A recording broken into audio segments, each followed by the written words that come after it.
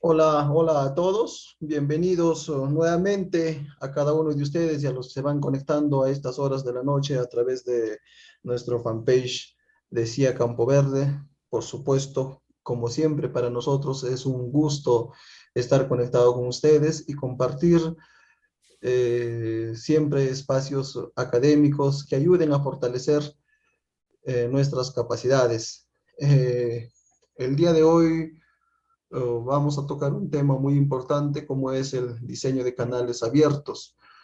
Eh, Ello en el marco de haber celebrado hace 2 días el Día Internacional del Agua y es un momento para reflexionar respecto al uso de los recursos hídricos. Por eso hemos visto por conveniente invitarlo al ingeniero Jorge Luis Ninantay Lobatón, quien es el administrador del Ala Huaraz y como todos los años viene compartiéndonos experiencias importantes para ir actualizando, innovando nuestros conocimientos.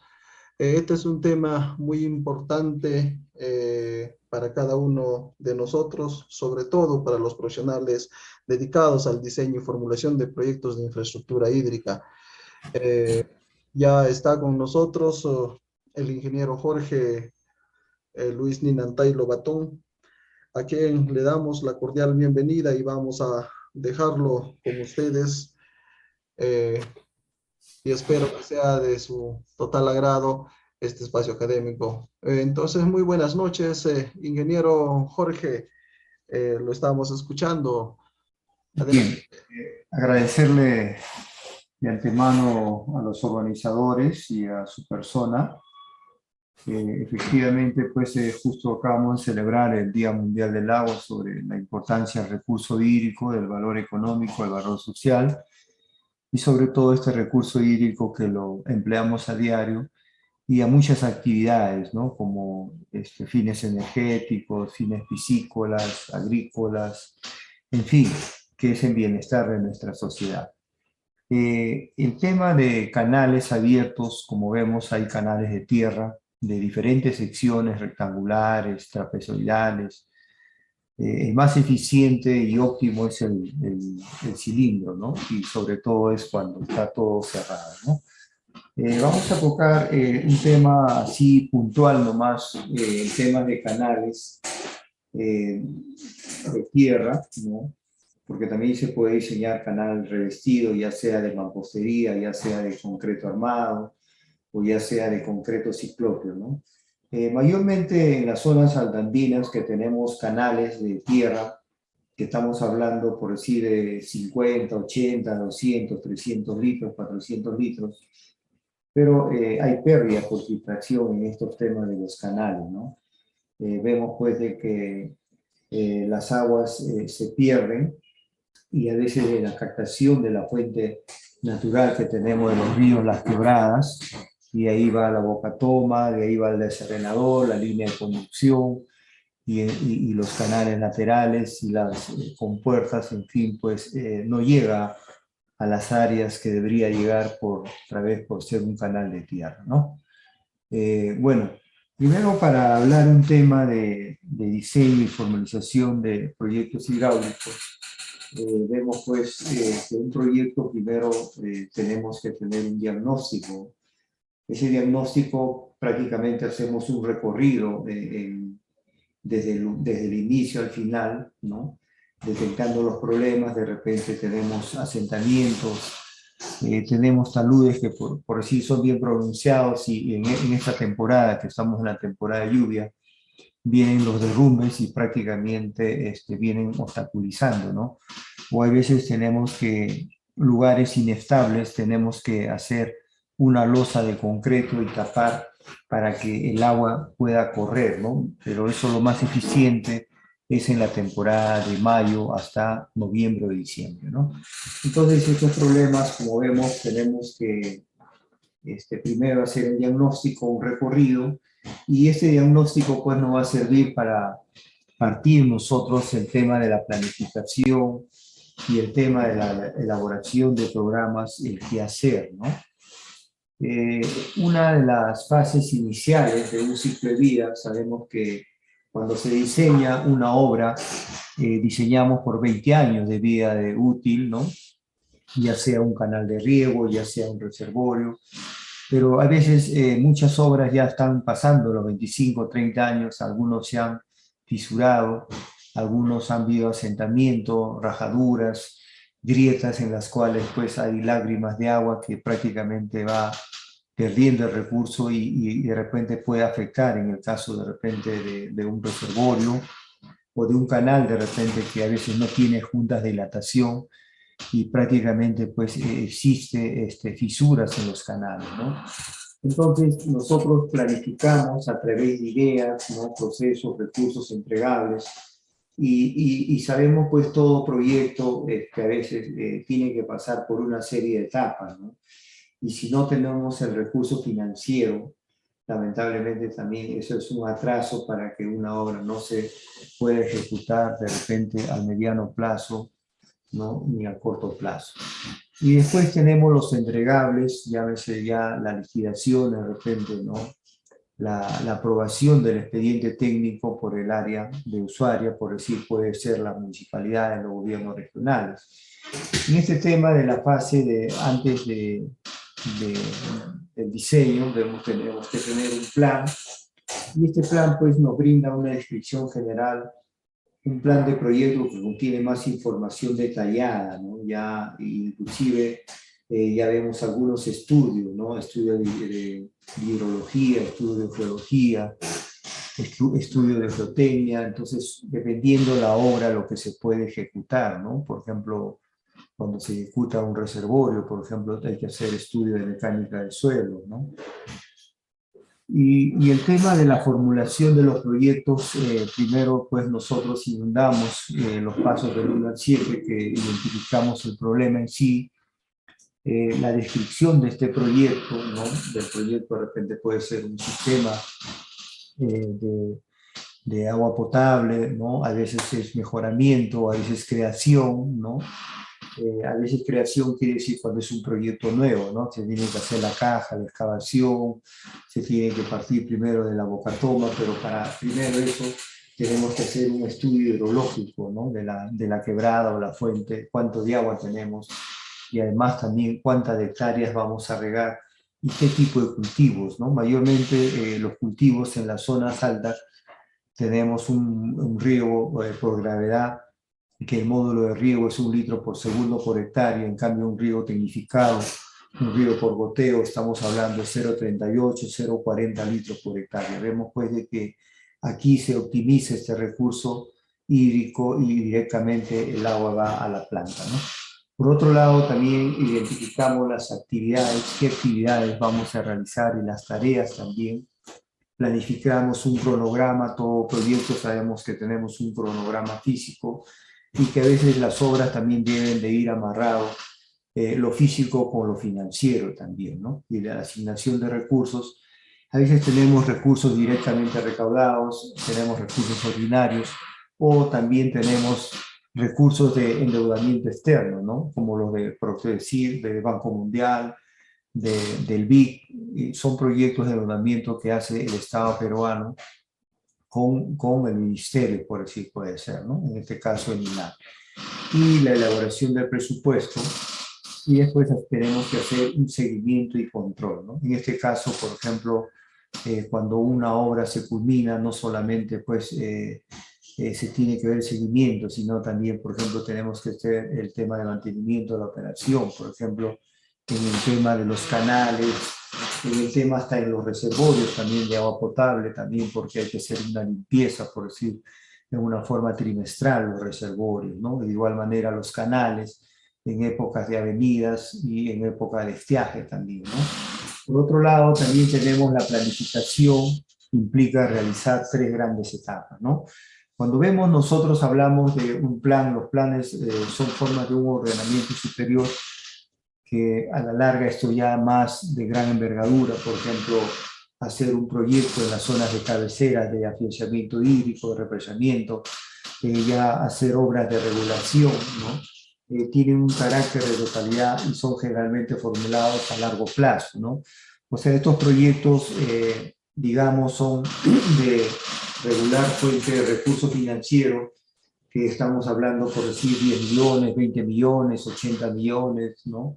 Algunos represamientos en las cabeceras de cuenca. Por otro lado, vemos los programas, que los programas es un conjunto coordinado de proyectos que orienta a realizar objetivos de este plan, ¿no? Y que supone unos proyectos vinculados entre sí, de que en muchos casos un proyecto tiene unos requisitos a realizar de otro diferente al plan, y mayormente estos programas son de mediano plazo, ¿no? Y por último tenemos los proyectos, que estos proyectos son de corto plazo, es un proceso de planificación y de programación. Hay proyectos, por ejemplo, en la temporada cuando era Pronamach, ¿no? Son proyectos, por decir, también endeudamiento externo, pero son de 2 años, de 5 años, y también se pueden renovar estos tipos de proyectos también, ¿no? Un proyecto de riego, por decir, en el tema de un canal de riego, tenemos que ver nosotros el tema del planteamiento hidráulico, primero plantear, que es un tema de importancia, y ahí nosotros determinamos las estrategias de función del sistema de riego, ¿no? Tenemos la captación, digamos, podemos tener captaciones rústicas o también ya de material, de concreto armado, que es lo que es la bocatoma. Pero eso está en función también al estudio hidrológico que tengamos, ¿no? Y en función también a la cantidad de agua, y de repente tal vez a la cantidad de hectáreas que podemos regar de un río por gravedad o un río tecnificado también, ¿no? La conducción, podemos tener lima de conducción, por decir, un canal abierto, ¿no? Un canal rectangular, un canal trapezoidal, o también en zonas inestables, por ejemplo, donde se puede colocar las tuberías. Mayormente, ahora en esta temporada ya están utilizando las tuberías HDP, ya no las tuberías de PVC como hace 10 años, 15, 20 años que utilizamos. Y esas tuberías de HDP es de gran durabilidad, estamos hablando por encima de los 200 a 300, 500 años de vida, que es entre el diámetro interior y el diámetro del exterior, tiene regular espesor y es más resistente a la temperatura, a la presión, ¿no? Por otro lado, también debemos desarrollar el planteamiento hidráulico del proyecto, que tiene que implementar los diseños, ¿no? Y mayormente esto se identifica en la etapa de campo, porque mayormente cuando nosotros realizamos un estudio y para realizar un expediente y un proyecto, tenemos que necesariamente ir al terreno, ¿no? Como es la etapa de campo, después ya pasaremos a la etapa de gabinete, la elaboración de los planos, la elaboración de los metrados, de los cálculos, y en fin, pues ya ameritando ya su ejecución, ¿no? También vemos pues de que en los canales tenemos obras de arte, ¿no? Como acueductos, ¿no? Hay canoas, hay alcantarillas, como el caso, por ejemplo, tenemos cuando hacemos carreteras, ¿no? Hay quebradas que se activan en las temporadas de avenidas, ¿no? Y aparentemente pues vemos que no hay agua, ¿no? Pero en la temporada de lluvia sí es lo que pasa, inclusive las aguas por la carpeta e inclusive también por los muros laterales de los canales también, ¿no? Y las tomas laterales, a veces se acostumbra algunos usuarios que hacen a cada 50 metros, cada 30 metros, por lo general a veces se hace a 100 o 200 metros las tomas laterales, ¿no? Que es de segundo orden. Y el otro tema que son las obras especiales, como por ejemplo tenemos las bocatomas que se diseñan, ¿no? Por ejemplo, en la bocatoma cuando hace la captación, en el que es agua potable, la de tipo C, y los desarenaderos de todas maneras, porque vemos pues de que tenemos muchos finos, ¿no? Y esos sedimentos se acumulan en las partes bajas y eso sirve como, digamos, que la arena fina no se vaya al ducto si es una tubería o de repente a los canales, que esos finos se van al fondo del canal, ¿no? Por otro lado, los túneles también, ¿no? Y los sifones también, que se hace, por ejemplo, de unos trasvases de un lugar a otro cuando existe un río, por ejemplo, ¿no? Hay trasvases que se pueden hacer a 200, 300 metros, y la línea de conducción, ya como vemos también, todo se está haciendo con tuberías de HDP. El desarrollo de los diseños de las obras proyectadas en caudal es un parámetro claro, ¿no? O sea, vemos que si yo diseño un canal de, digamos, de 30, 40 o 80 litros, pero si no tenemos el recurso agua, a veces las obras lo sobredimensionan, porque vemos que ellos quieren captar en la temporada de lluvia, pero ahí algunos problemas podemos tener con Contraloría debido de repente al incremento del recurso financiero, porque a veces cuando diseñamos un canal, si diseñamos, por ejemplo, para 80 litros de tal sección con nuestro H de canales, vemos pues de que tenemos que exactamente de repente un aproximado de más a 10 a 15, ¿no? Pero no podemos sobredimensionar de repente un 40, un 50 o un 100%, ¿no? He visto que algunos canales, por decir, está diseñado para 500 litros, pero están llevando 50, están llevando 80, están llevando 100 litros, ¿no? Prácticamente está sobredimensionado, ¿no? Entonces, es clave el caudal, ¿no? Que asocia la disponibilidad de recurso hídrico, y para eso tenemos que tener la herramienta, pues, lo importante que es la hidrología, ¿no? El tipo de suelo, el suelo de un lugar a otro lugar, ¿no? Hay suelos arenosos, hay suelos rocosos, y también el tipo de cultivo, ¿no? Hay cultivos, por ejemplo, que son permanentes, por ejemplo, como la alfalfa, hay cultivos que no son permanentes, ¿no? Los cultivos permanentes tenemos hoy en día aquí en el Callejón de Guaylas, el cultivo de la palta, y es menos, por ejemplo, el cultivo de la tuna, por decir, ¿no? Pero otros más que el cultivo de la alfalfa, que requiere más, por ejemplo, en la zona de la costa, que tenemos los cultivos, por ejemplo, de arroz, ¿no? Hablamos de repente de 16.000 metros cúbicos por hectárea, son cultivos de mayor cantidad de agua, como también como la caña de azúcar también. Y por otro lado también las condiciones climáticas también, ¿no? Que son adversas, y los métodos de riego, por ejemplo, que hablamos riego tecnificado, riego por goteo, riego por exudación, y, y esto va enlazado a la relación agua, suelo y planta, ¿no? Vemos pues los canales de riego, ¿no? Que se adoptan las denominaciones de primer orden, llamado también canal madre o canal de derivación. Es el canal donde se puede decir el canal principal, ¿no? De una fuente de agua. Y por otro lado tenemos los canales de segundo orden llamados laterales, que son los que salen del canal madre, de repente en la margen derecha o en la margen izquierda.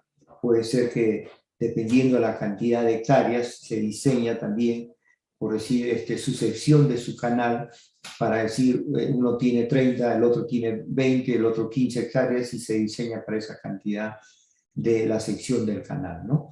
Por otro lado, tenemos también el canal de tercer orden, podemos tener el canal de cuarto orden, quinto orden, ya va disminuyendo este recurso, y lo más es que este recurso sea óptimo para el riego, lo que esperamos nosotros utilizar.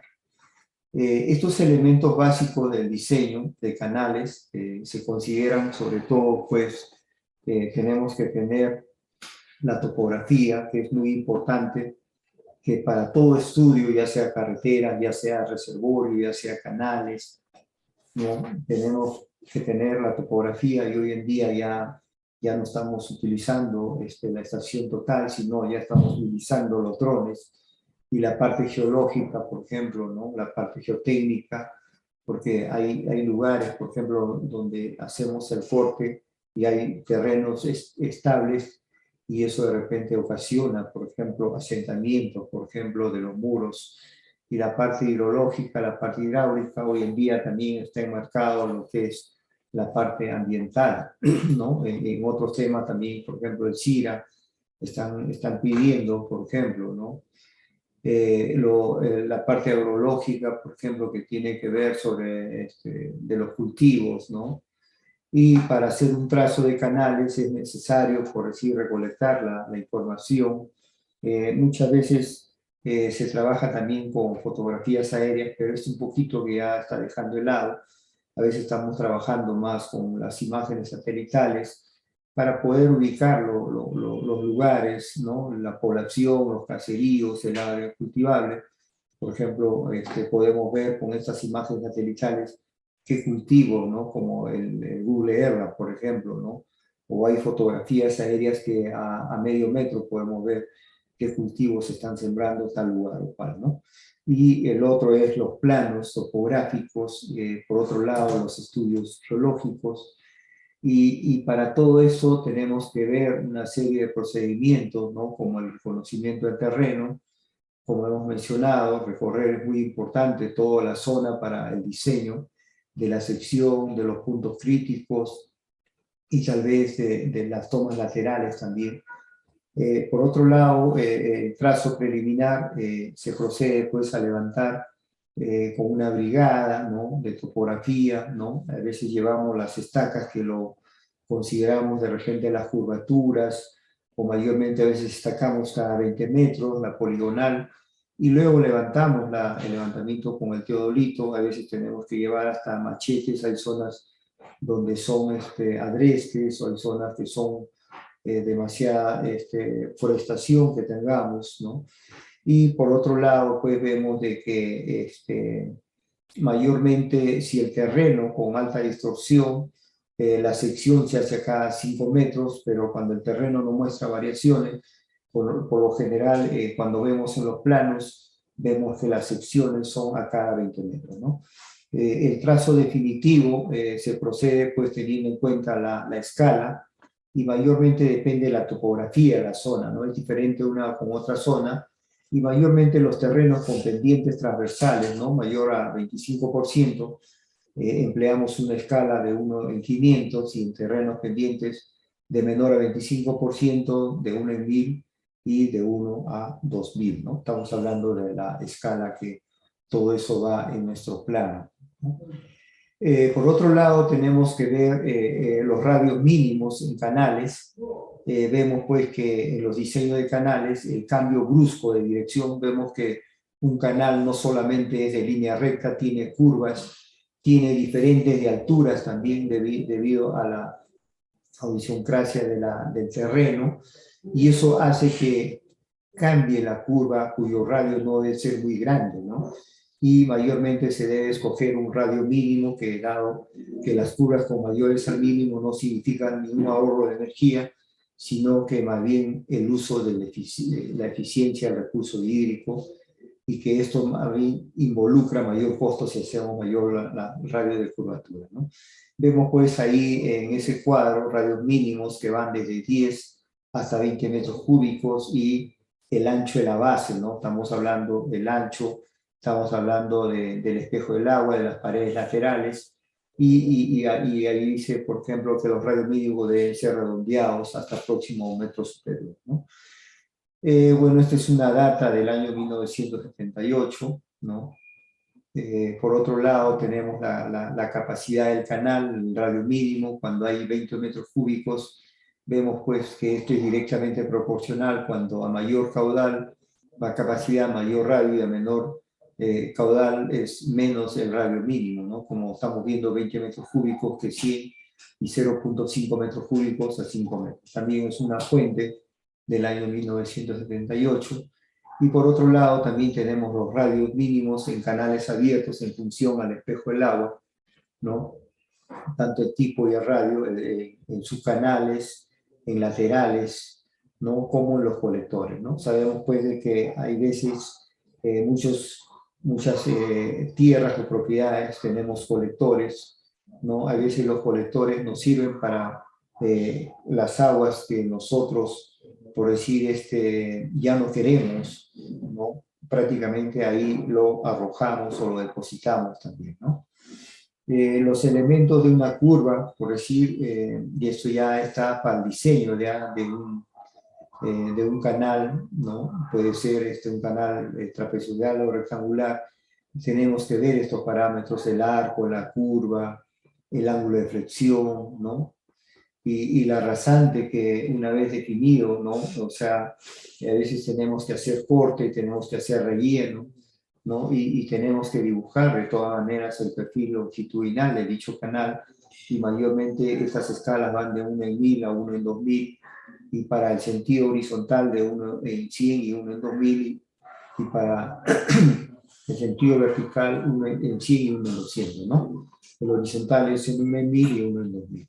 Y mayormente vemos pues de que esta información, vemos que hoy en día se está utilizando estos software del AutoCAD Civil, el AutoCAD LAN, el AutoMAC, AutoCAD Civil. Entonces son herramientas que lo utilizamos, que esto por ejemplo hace 20, 25 años prácticamente no lo estamos utilizando, estas herramientas de gran importancia, ¿no?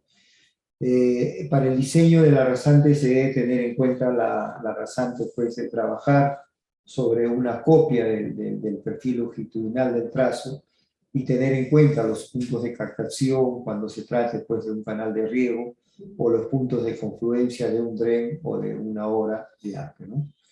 Vemos pues de que el plano de perfil longitudinal de un canal, ¿no?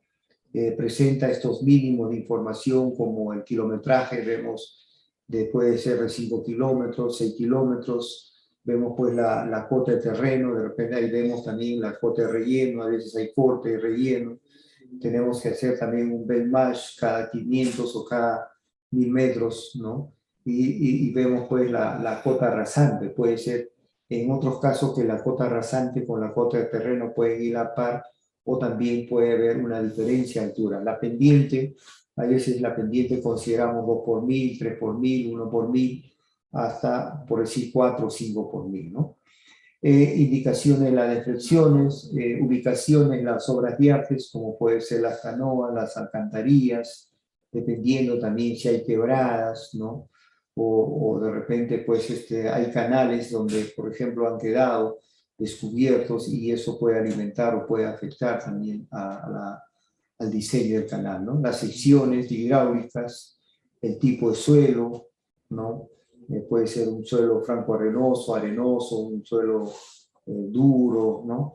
Y también cuadros, elementos geométricos. Esto mayormente va involucrado en lo que es en los planos, ¿no?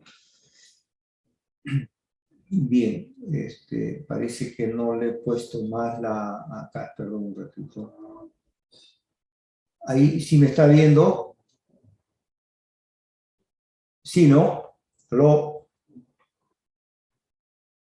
¿Aló?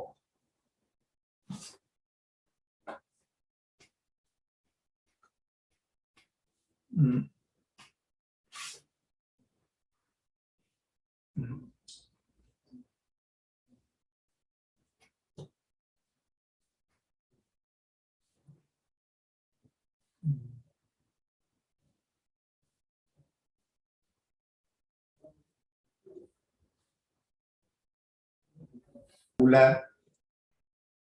Como fue la rasante de fondo que ve la altura H del tirante, y a veces en los diseños de los canales, por decir, se dejan los caminos de vigilancia, ¿no? Mayormente los caminos de vigilancia es para el mantenimiento de la operación, el T es el ancho superior del canal, o también puede ser el espejo del agua, y en el caso de los canales rectangulares, el T es igual que el B, porque debido pues de que es una sección rectangular, ¿no? Tenemos pues la plantilla, el valor horizontal de la inclinación del talud, puede ser de 1 en 1, 1 en 2, y la berma, lo que estamos manifestando, lo que es el camino de vigilancia. A veces ocurre que el canal es como L y el camino de vigilancia es 2L, ¿no? Para mayor, de repente, transitabilidad y de libre tránsito, ¿no? Bueno, pues acá vemos la determinación de la máxima eficiencia, es cuando la misma área, la pendiente, conduce el mayor caudal, y la determinación de la mínima infiltración es cuando hay menor pérdida posible por infiltración en los canales, ¿no? Mayormente esto está referido a los canales de tierra, y como vemos, pues depende del tipo del suelo y además también del tirante del canal, ¿no? Lo que hemos visto entre el espejo del agua y el fondo del canal, ¿no? Esta es una fórmula que establece las condiciones del promedio, ¿no? Ahí vemos pues las plantillas para utilizar nosotros, por ejemplo, el talud, la relación, qué ángulo forma, y la máxima eficiencia y la mínima eficiencia, y este es el promedio entre la máxima y la mínima, quiere decir 2 más 4 dividido entre 2 y nos da 6, ¿no?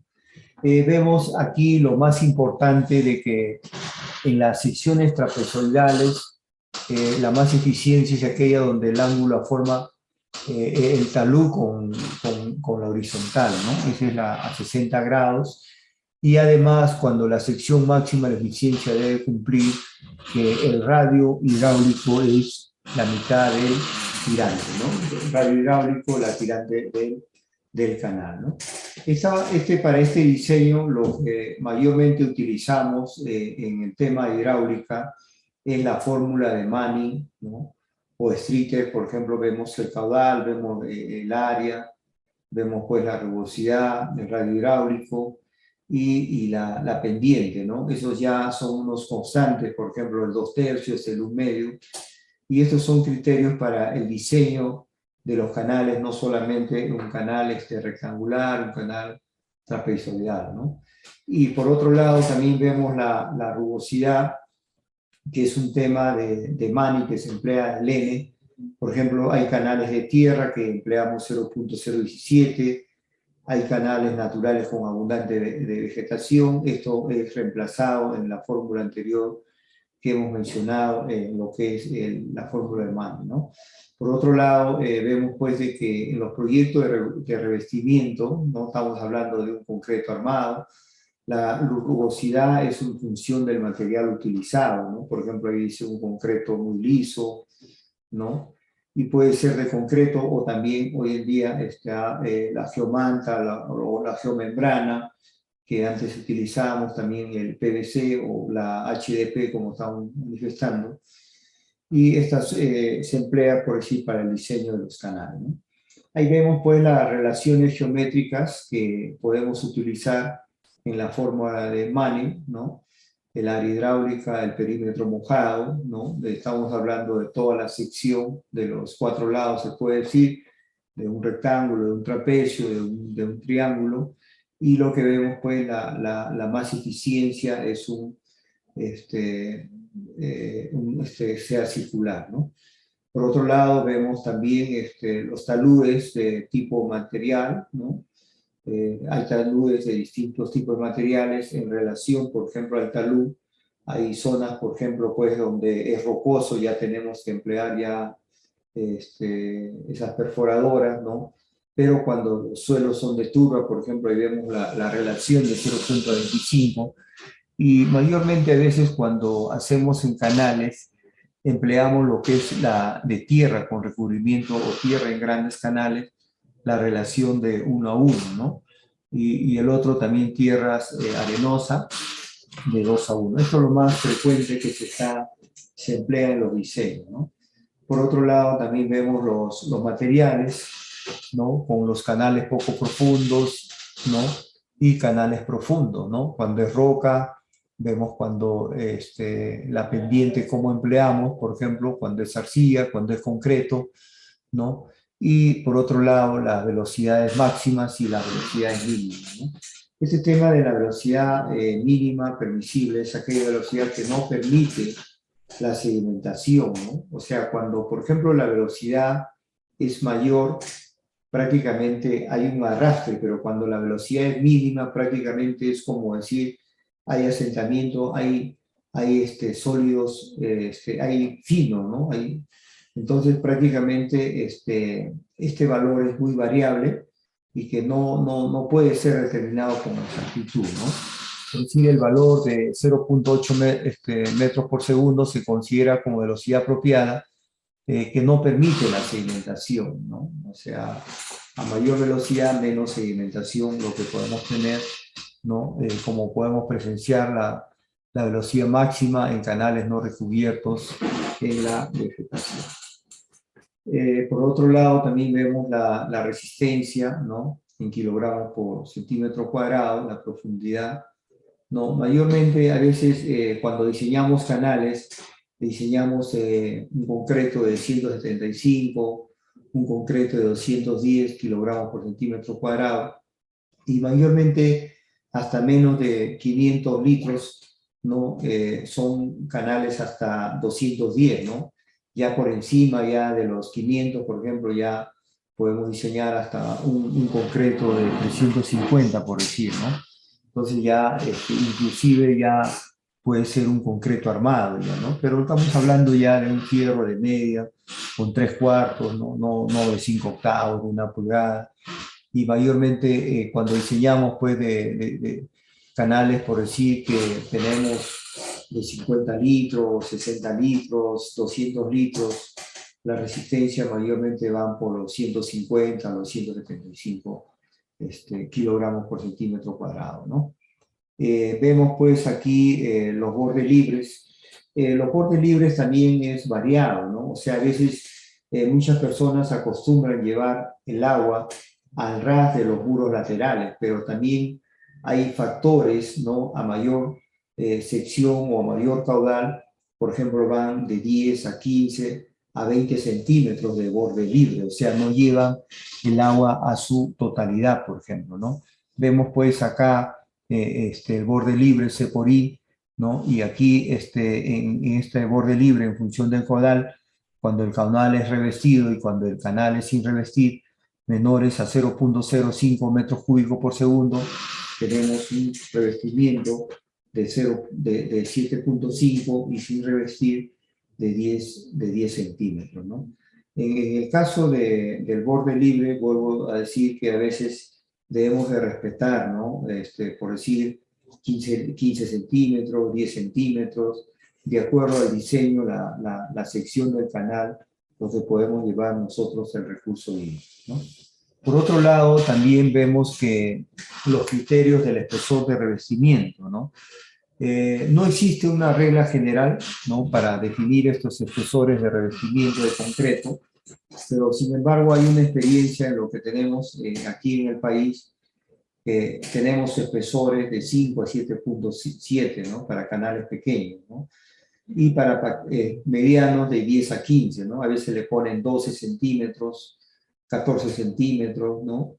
Y inclusive ya con el acabado, a veces de 1 centímetro, 2 centímetros, porque mayormente ahora ya que se está utilizando ya es el acabado, ¿no? Ya prácticamente con las planchas metálicas, ¿no? Que ya se está dando 15 centímetros. Y por lo general también tenemos que dejar las juntas de dilatación cada 3 metros porque también el concreto se contrae y se dilata también, ¿no? Es de acuerdo a la temperatura. Y mayormente, como voy a repetir, en medianos, 10 a 15, o de repente estamos hablando ya canales por encima de, por ejemplo, de los medios cubos, ya de repente ya estamos entrando a tallar de 20 a 25 centímetros de revestimiento, ¿no?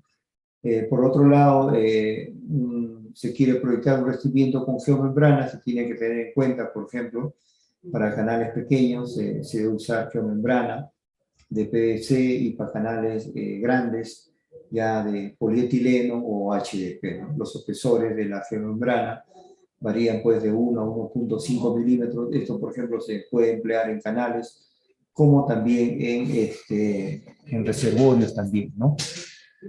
Bien, vemos pues de que aquí se puede usar asociada la geomembrana también con un revestimiento de concreto que actúa como un impermeabilizante, ¿no? Porque prácticamente, como sabemos que el concreto es rígido y no el pavimento que decimos que es flexible, se deteriora, ¿no? Por las bajas temperaturas y el concreto como elemento de protección, sobre todo también cuando se trata de obras ubicadas en la zona de, por ejemplo, de 4.000 a 4.500 metros sobre el nivel del mar también, ¿no? Bien, eso es lo que quisiera hacerles llegar. Tal vez de repente en otro momento sería hacerles el diseño en sí de un canal, tanto de trapezoidal como un canal de repente rectangular, o circular también, ¿no? No sé si por favor hubiera una pregunta, por favor, y agradezco por su atención prestada.